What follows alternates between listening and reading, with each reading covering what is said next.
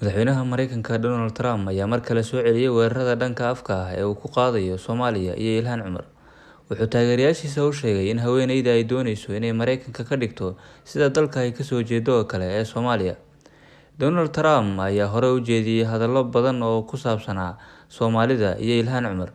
Haddaba halkan waxaan kusoo koobi doonaa qaar ka mid ah hadalladii xanafta lahaa ee uu Donald Trump ka sheegay Soomaalida tan iyo markii xilka loo doortay 2017. Dowlad la'aan, amni la'aan, booliis la'aan. Madaxweynaha Mareykanka ayaa magaca Ilhaan si khaldan ugu dhawaaqay isagoo yidhi "Ilhaan" iyadoo ay sacbinayaan taageerayaal aan badnayn oo u soo baxay dhageysiga khudbadiisa.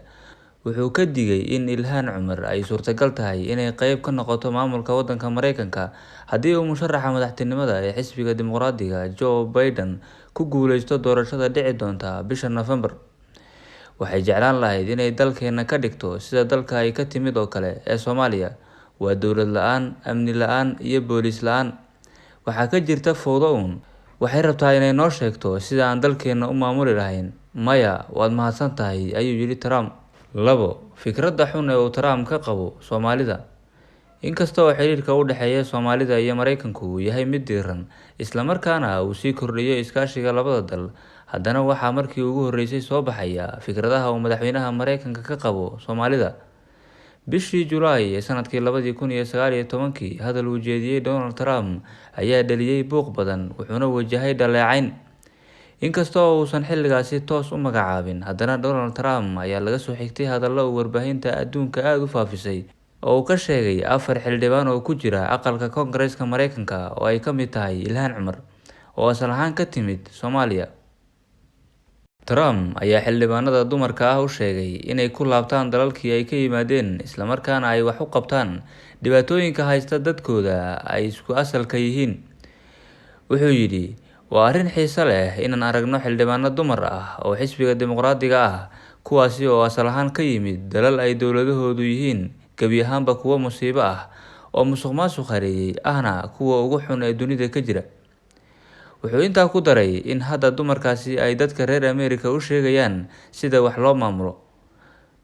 Ilhaan oo u jawaabtay Trump ayaa sheegtay inay u dhaaratay qaranka waddanka Mareykanka iyo sidii ay uga difaaci lahayd waxa ay ku tilmaantay madaxweynihii ugu musuqmaasuqa badnaa ee soo mara. Idinka oo aan war u hayn ayay yimaadeen gobolkiina Minnesota. Mar uu ka hadlayay Minnesota maalmo ka hor doorashadii 2016, wuxuu ka sheegay in Soomaalida ay dhibaato u horseedeen gobolka.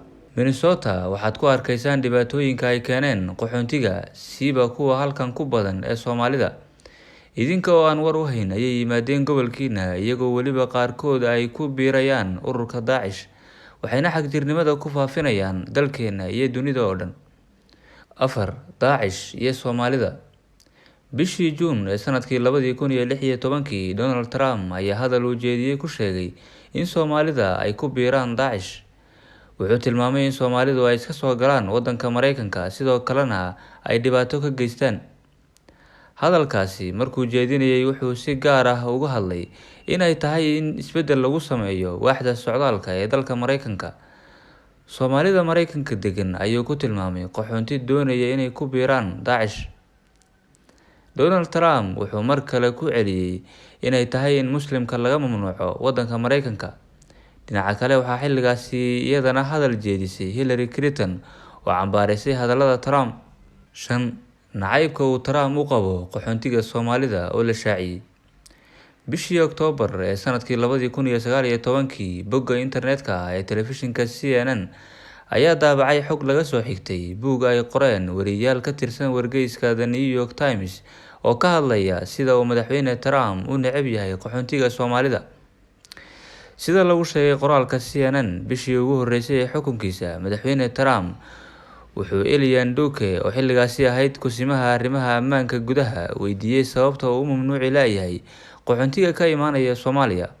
Xogta arrintan ayaa lagu daabacay buug ciwaan looga dhigay Colaadda Xuduudaha, waxaana buuggan lagu muujiyay aragtida madaxweyne Trump ee ku aadan dadka ka soo jeeda Soomaaliya, kuwaasi oo uu u arko inay halis ku yihiin Mareykanka. Sida lagu xusay buuggaasi, madaxweyne Trump iyo Stephen Miller ayaa u muuqda inay si gaar ah u neceb yihiin Soomaalida, waxayna Soomaalida tusaale u soo qaadan jireen mar kasta oo ay doonayaan inay muujiyaan halista dadka qaxootiga ah ay ku hayaan dalka Mareykanka. 6. Halkay iskala qaadeen Ilhaan Cumar iyo Donald Trump? Madaxweynaha Mareykanka Donald Trump iyo Ilhaan Cumar ayaa marar badan warbaahinta isu mariyay hadallo kulul oo eedo ah. Xilligii ugu kululayd waxay ahayd bishii February sanadkii 2019 oo uu Trump ugu baaqay Ilhaan Cumar inay is casisho, kadib markii ereyo lagu tilmaamay Yuhuud nacayb ay ku qortay barteeda Twitter-ka. Ilhaan Cumar ayaa sheegtay in xildhibaanada aqalka Koongareeska Mareykanka ee taageersan Israel ay dhaqaale ka helaan kooxaha taageerada Yuhuudda, arrintaasi oo sababtay in gudoomiyaha Koongareeska Nancy Pelosi ay sheegtay in Ilhaan looga fadhiyo inay raaligelin ka bixiso hadalkaasi. Trump ayaa xilligaasi sheegay in Yuhuud nacaybka aysan meelna uga banaanayn Mareykanka. Ilhaan Cumar hadalkii ay tiri waa mid aad u xun, waxayna ila tahay inay iska casisho aqalka Koongareeska ama ay ugu yaraan isaga tagto xubinimada guddiga arrimaha dibadda ee aqalka, ayuu yidhi Trump.